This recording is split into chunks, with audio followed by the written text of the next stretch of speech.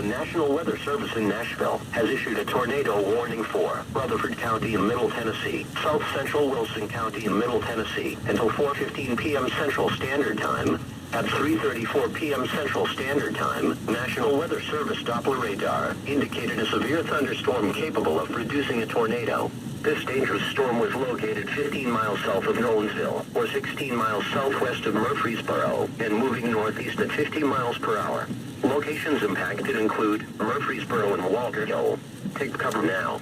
Move to an interior room on the lowest floor of a sturdy building. Avoid windows. If in a mobile home, a vehicle, or outdoors, move to the closest substantial shelter and protect yourself from flying debris.